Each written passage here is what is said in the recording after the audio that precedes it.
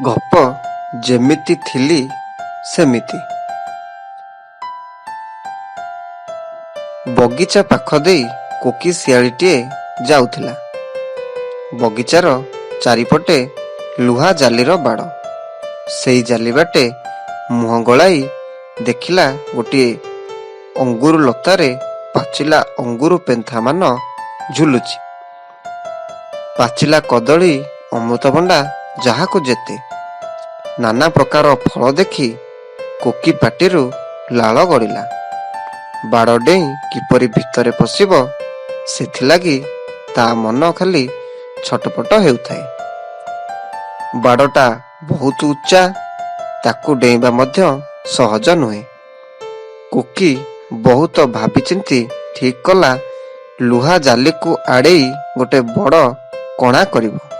ସେଇ କଣା ଭିତରେ ଗଳି ବଗିଚାରେ ପଶିବ। କିନ୍ତୁ କୋକିର ଦେହଟା ତ ଛୋଟିଆ ନୁହେଁ।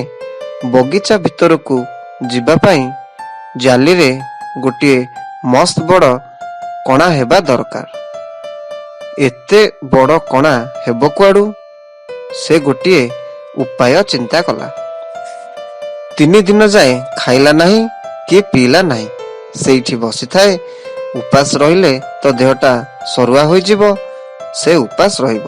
ସରୁଆ ହେଲେ ଜାଲି ବାଟେ ବଗିଚାରେ ପଶିବ। ସେଇ କଥା ହେଲା। ଉପାସ ରହିବାରୁ କୋକି ପତଳା ଓ ସରୁ ହୋଇଗଲା। ତାପରେ ଜାଲି କଣା ବାଟେ ବଗିଚା ଭିତରେ ପଶିବାକୁ ଅସୁବିଧା ହେଲା ନାହିଁ। ବଗିଚାରେ କୋକିର ଆନନ୍ଦ ଦେଖେ କିଏ? ସେ ଭାବୁଥାଏ ସତେ ଯେମିତି ଫଳ ବଗିଚାଟା ଲୁଟି କରି ନେଇଯିବ। ମନ ଇଚ୍ଛା ଫଳ ଖାଇଲା, ଖୁବ୍ ଖାଇଲା।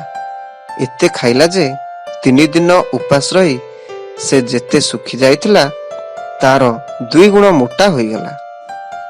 ମାଗଣା ଜିନିଷ ତ ପାଇଛି, ଟିକିଏ ଦୟାମାୟା ନ ଦେଖାଇ ବଗିଚାଟା ଛାରଖାର କରିଦେଲା।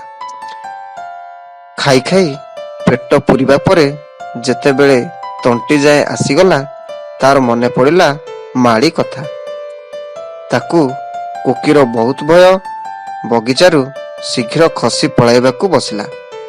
ପ୍ରତି ମୁହୂର୍ତ୍ତରେ ଭାବୁଥାଏ କିଏ ଆଉ ତାକୁ ଦେଖିଦେଲା କି? ତାର ମନେ ହେଲା ଯେପରି ହଜାର ହଜାର ଆଖି ଚାରିଆଡ଼ୁ ତାକୁ ଚାହୁଁଛି। ତାକୁ ଖୁବ୍ ଭୟ ଲାଗିଲା। ତଥାପି ସେ ଅଙ୍ଗୁରୁ, ସେଓ, ନାସପାତି, କଦଳୀ, ପିଜୁଳି ଆଦି ଗୁଡ଼ାଏ ଫଳ ଆଣି ଏକ ବିରାଟ ଗଣ୍ଠିଲି ବାନ୍ଧିଲା। ତାକୁ ପିଠିରେ ପକାଇ ପାଚିରି ପାଖରେ ଆସି ପହଞ୍ଚିଲା। ତାପରେ ଜାଲି ଭିତରେ ମୁହଁ ଗଳାଇ ବାହାରକୁ ଖସି ଯିବାକୁ ଚେଷ୍ଟା କଲା। ମୁଣ୍ଡଟା ସିନା ପଦାକୁ ଆସିଗଲା, ପେଟଟା ଆସୁଛି କୁଆଡ଼ୁ? ତାହା ଜାଲିରେ ଲାଖିଗଲା।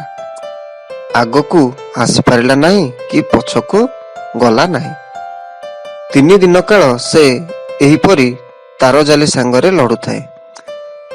ତାର ବାଡ଼ରେ ଝୁଲୁଥାଏ। ଭୟ, ଭୋକ ଓ କଷ୍ଟ ଲାଗି ସେ ଖୁବ୍ ଶୁଖିଗଲା।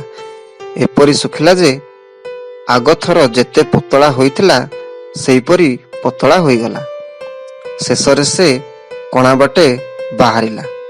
ଗୋଟିଏ ଲମ୍ବା ନିଶ୍ୱାସ ନେଇ କୋକି କହିଲା, ଏ ରୋଜଗାର କେଉଁ କାମକୁ ଆସିଲା ନାହିଁ ତ? ମୁଁ ଯେମିତି ଥିଲି ଏବେ ସେମିତି। ଗଛରେ ବସି ଶୁଆଟିଏ ଏକଥା ଶୁଣୁଥିଲା। ସେ କହିଲା, ଖୁଡ଼ି, ଦୁନିଆର ହାଲଚାଲ ଏଇଆ। ଏଠାରୁ କେହି ଅନ୍ୟର ଧନ ନେଇ କୁଆଡ଼େ ଯାଇପାରିବ ନାହିଁ। ଚୋରି ଜିନିଷ କାହାରିକୁ ସୁଖ ଦେଇପାରେନା। ଜଲ୍ଦି ପଳାଅ, ବଗିଚାର ମାଳି ଠେଙ୍ଗା ଧରି ଆସୁଛି। ଏକଥା ଶୁଣି କୋକି ଶିଆଳି ଲାଙ୍ଗୁଡ଼ ଜାକି ଦୌଡ଼ି ସେଠାରୁ ପଳାଇଲା।